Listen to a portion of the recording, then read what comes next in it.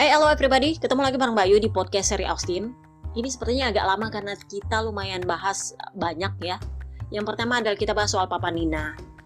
Kalau kalian dengar podcast gue yang terakhir kemarin, gue udah bilang bahwa Neng Vina kemungkinan gak akan turun membalap di Austin. Cuman ya kita lihat aja, waktu itu gue udah bilang, karena memang mestinya hari Selasa mereka udah berangkat dari Eropa.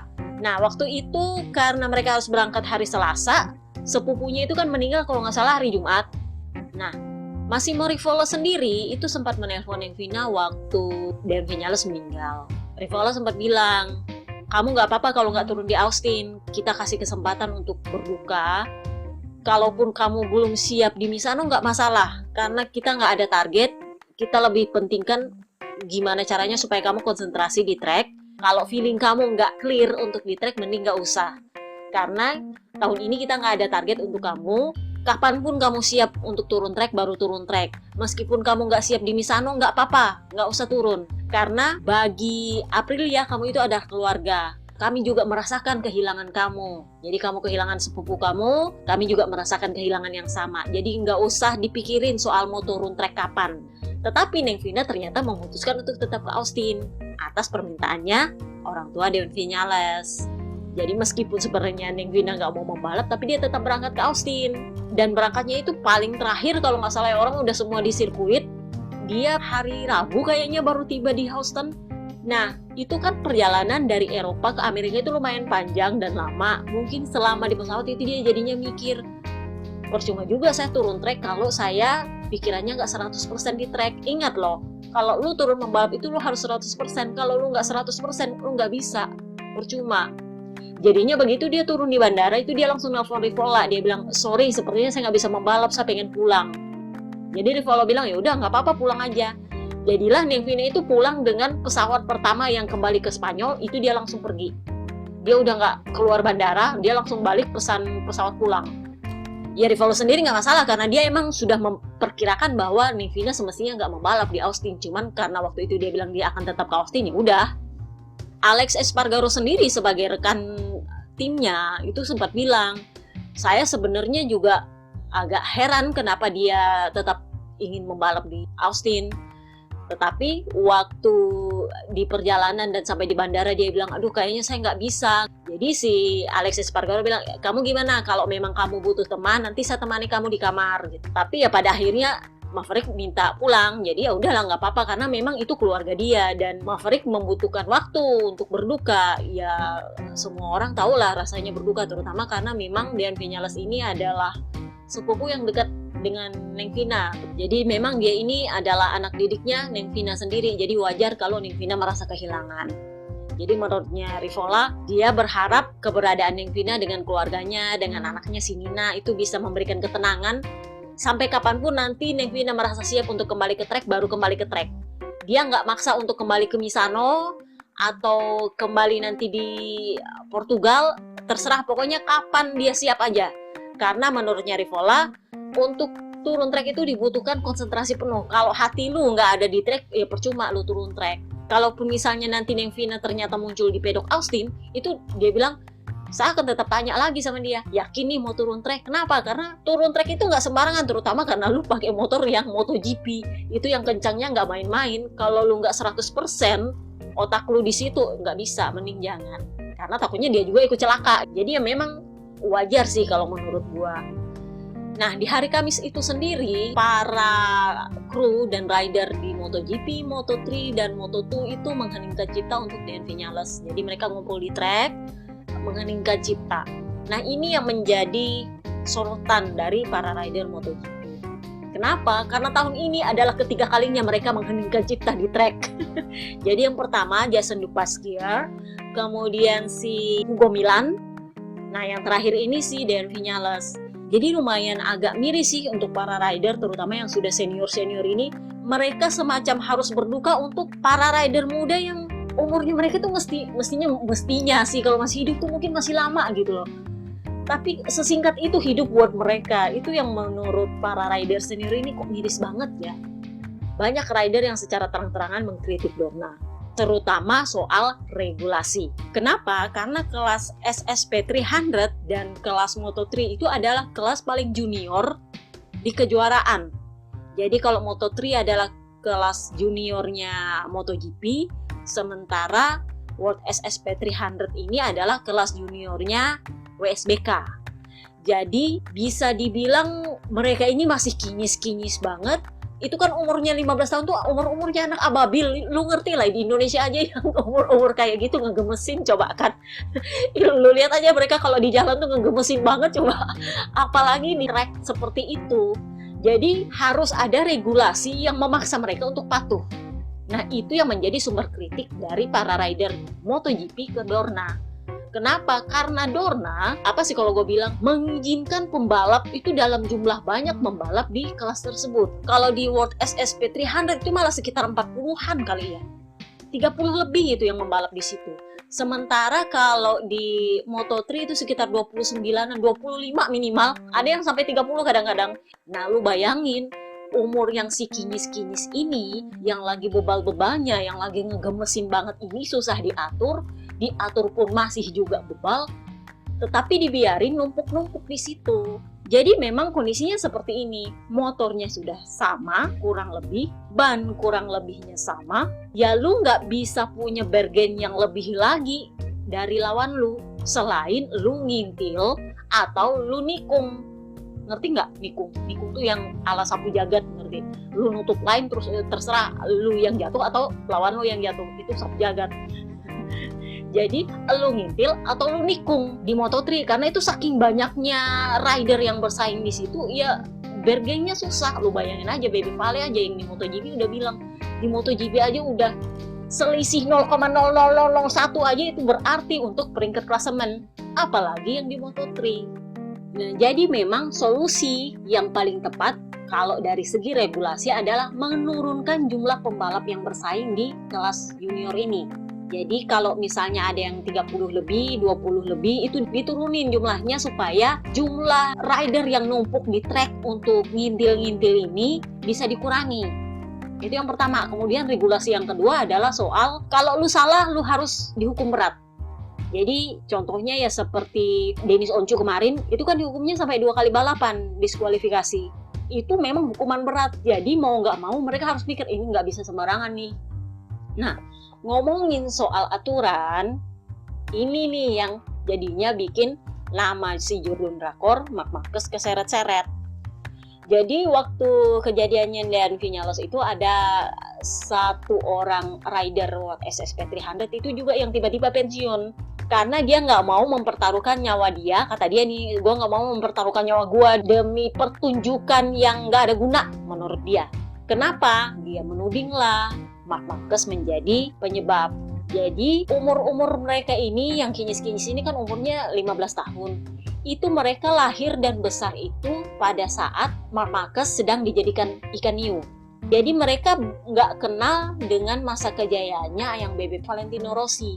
Mereka lebih kenal dengan kehebatan dan rekor-rekor yang dicetak oleh Jurgen Rakor.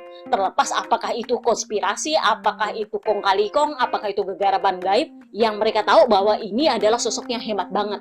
Itu yang pertama. Yang kedua, segala gerak-geriknya Marc Marquez di saat dia membalap itu menjadi bahan referensi bagi para rider kinyis-kinyis ini. Kenapa? Karena dialah yang memiliki rekor ya paling muda, yang paling ini, yang paling itu, yang paling bla bla bla bla bla. Karena kan memang niatnya ikan hiu ini dibuat untuk mengalahkan rekornya Ayang Bebe Vale. Jadi memang segala-segalanya harus wah. Nah, dia menjadi benchmark untuk para rider yang kinyis-kinyis ini. Jadi sama mereka itu dijejali bahwa coba lihat tuh Marc Marquez kayak gini, coba lihat tuh Marc Marquez kayak gitu. Nah, Marc Marquez sendiri punya gaya yang agresif di lintasan. Ya kalau gue bisa bilang itu sapu jagatnya ya. Nah, sapu jagatnya selama di lintasan itu gue tanya, ada berapa yang dipenalti? Ngintil dia nggak pernah dipenalti, iya kan? Sapu jagatnya ini pernah nggak dia dipenalti? Jadi kalian sebenarnya nggak bisa nyalahin Denis Oncu waktu dia sapu jagat Nino sama Alcoba sama Acosta. Ya nggak bisa, karena memang dia belajarnya dari Marc Marquez. Marc Marquez dia sapu jagat orangnya jatuh, orangnya kayak gini, kayak gitu. Ada nggak dia dipenalti? Enggak. Coba lihat aja yang paling beratnya dia, sapu jagat dan seradak seruduk itu adalah di Termas Clash kemarin. Ada nggak dia dihukum berat? Enggak, padahal itu mestinya dia kena black flag. Enggak, black flag itu artinya apa? Diskualifikasi. Enggak, dia nggak dapat. Cuma right through, kemudian turun satu posisi dan segala macem lah. Intinya ringan-ringan lah penaltinya. Dan itu yang menjadi contoh untuk anak-anak Kings ini bahwa sebenarnya itu nggak jadi concern untuk RD. Sedangkan di MotoGP yang pabrikannya beda, powernya beda-beda, itu masih lolos penalti, apalagi motor Moto3 dan Moto2 yang bedanya tipis-tipis banget, cuman menang ngintil, atau lu sapu jagat. Sapu jagat itu kayak gini, lu yang jatuh atau gue yang jatuh, kan gitu. Nah kalau di MotoGP, kalau Marc Marquez nikung seperti itu, biasanya lawannya yang mundur atau lawannya yang kesenggol. Sementara kalau di Moto3, ya lu tahu aja anak-anak Kings, lu jual gue beli, lu nikung gue tikung balik, ya kayak gitu aja. Namanya anak-anak kan, lu bayangin aja anak SMP kayak gitu. Jadi istilahnya mereka ya udah all out aja, lu jual gue beli, lu nantang ya gue tantang balik. Karena memang ini adalah sifat dasarnya anak-anak yang memang mereka belum mature untuk balapan. Jadi apakah ini salah Marc Marquez secara sepenuhnya? Ya menurut gue nggak juga. Lebih kepada salahnya RD. Kenapa? Karena RD yang membiarkan Marc Marquez membalap seperti itu tanpa penalti berat.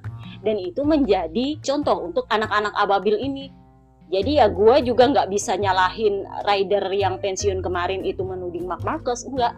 Karena memang dia yang menjadi contoh untuk anak-anak kinyis-kinyis ini. Kalau zamannya Bebe Vale, sapu jagat itu ada, segala macam trik-trik dan intrik agresif itu ada. Tetapi kecepatan motor pada saat itu beda jauh dengan kecepatan yang saat ini. Yang zaman sekarang itu tipis banget bedanya. Selisih 0,0001 aja itu berpengaruh besar pada peringkat lu di kualifikasi. Jadi memang susah dan memang harus punya strategi lain untuk bisa unggul dari lawan lu. Jadi Marc Marquez waktu hari Kamis di konferensi pers itu dia ditanya, tanggapan lu soal itu apa? Ya wajar Marc Marquez bingung. Ya saya mau bilang apa ya, soalnya ini orang lagi kedukaan, terus saya disalahin, dibilang bikin mati orang. Saya juga bingung mau ngomong apa. Ya memang pada dasarnya dia nggak bisa ngejawab juga. Tetapi bahasanya itu menjadi serangan balik lagi dari rider yang pensiun ini. Dia bilang aja si Marc Marquez takut mengkritik Dorna dan RD yang membuat regulasi itu terlalu ronggal sehingga Marc Marquez yang punya gaya balap agresif itu jarang dipenalti, dan itu yang menjadi contoh untuk rider-rider yang masih kinyis-kinyis dan muda-muda yang ababil ini. Ya nggak mungkin juga Marc Marquez mengkritik RD gara-gara bikin regulasi membiarkan rider-rider seperti itu melanggar aturan atau kelewat batas. Ya nggak bisa juga karena dia sendiri juga sering kelewat batas.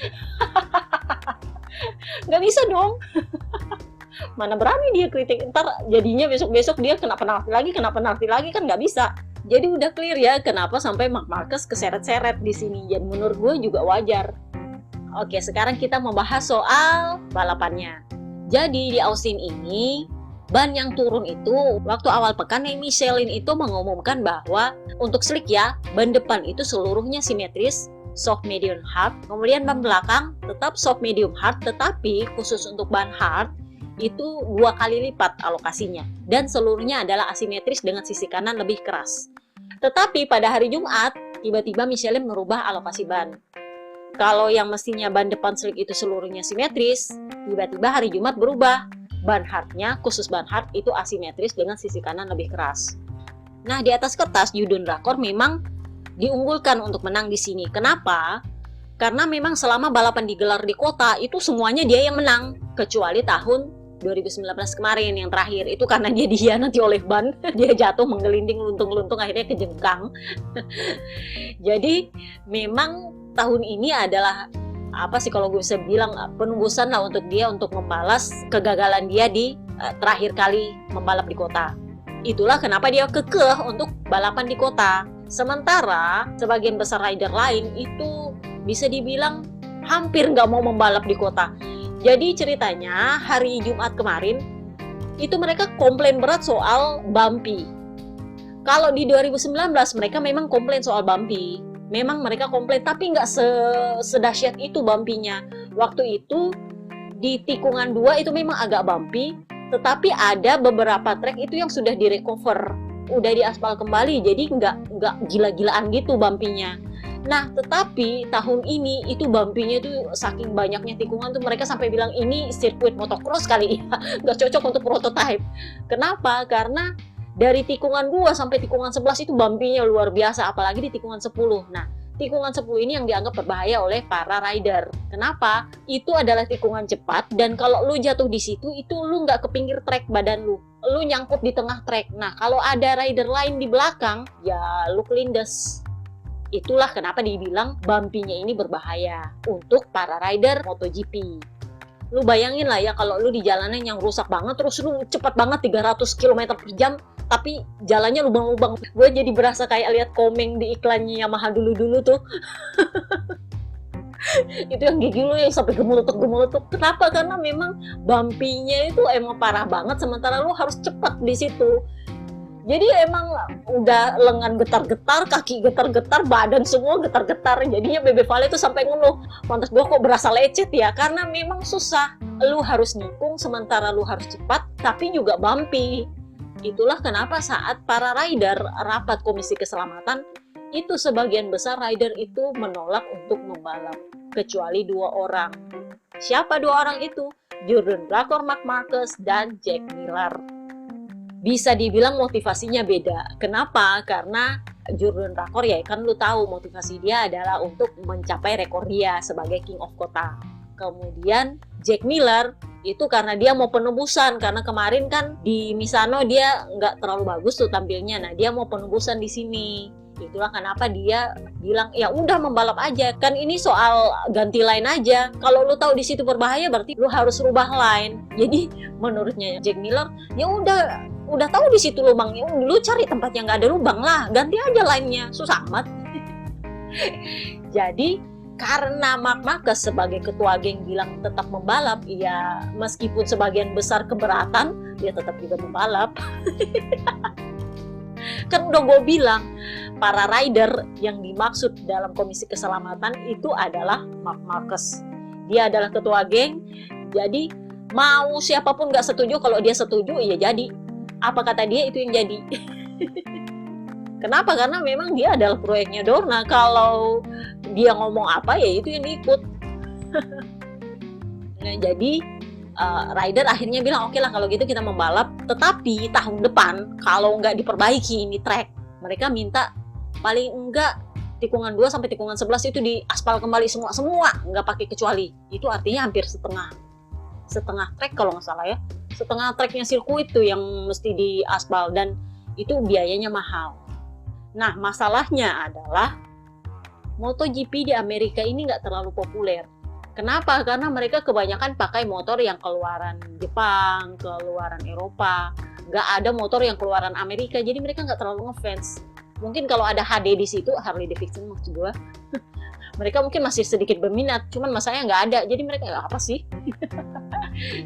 Itulah kenapa kabarnya manajemen sirkuit kota itu masih enggan untuk mengaspal kembali sirkuit ini.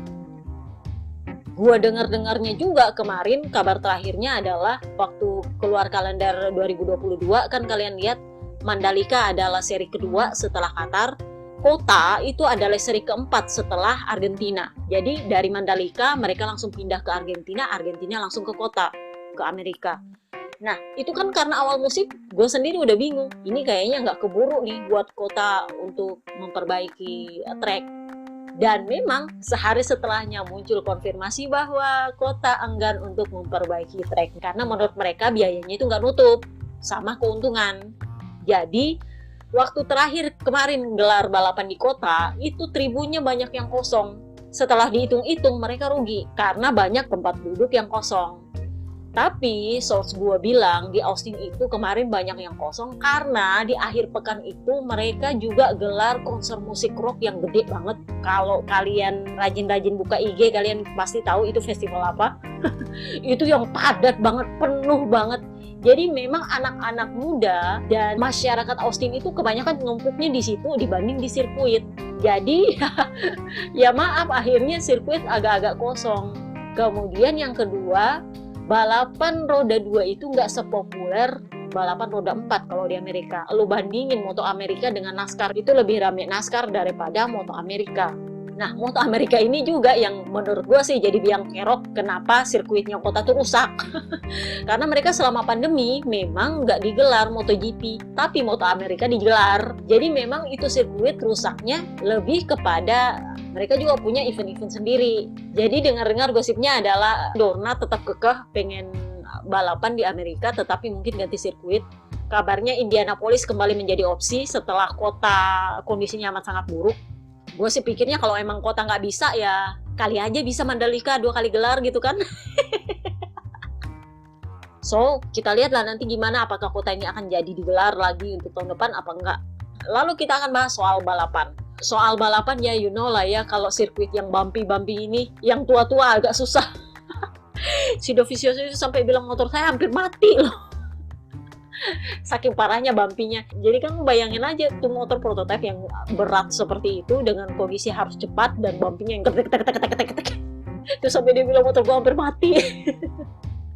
Sementara Bebe Vale ya jangan tanya, dia udah bilang disaster. Itu badan dia pegel banget dibikin karena dia harus cepat. Badan dia sendiri udah nggak bisa untuk yang semuanya bergetar-getar. Itu kan kalau lu bumpy banget kan dari atas sampai bawah lu bergetarnya. Jadi emang susah buat Bebe Vale.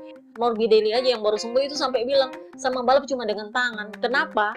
Karena kaki dia itu udah nggak bisa, apa sih kalau gue bisa bilang, itu kan karena harus nahan getaran, dia harus nahan pijakan kaki dia, itu berasa banget di lututnya. Jadi dia bilang itu beneran susah banget di situ. Yang harus gue akui adalah Quartararo yang ya lumayan di antara semua Yamaha yang kesulitan-kesulitan itu dia masih bisa.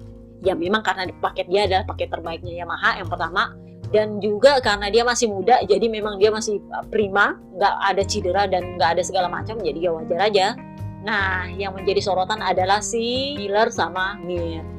Kemarin ada yang sempat nanya kenapa sih si Mir disebut sebagai rider calon sengak. Nah sekarang kalian ngerti kan kenapa. Jadi ceritanya si Mir itu mau nyalip si Miller. Dia sendiri udah kesulitan sama grip sejak awal balapan. Strategi dia adalah dia ngebuntutin dari belakang, nanti di lap-lap terakhir baru dia nyalip untuk menghemat ban. Nah masalahnya adalah karena sirkuit yang bumpy, kan kalian tahu kalau bumpy itu susah buat ngerem, sudah pasti.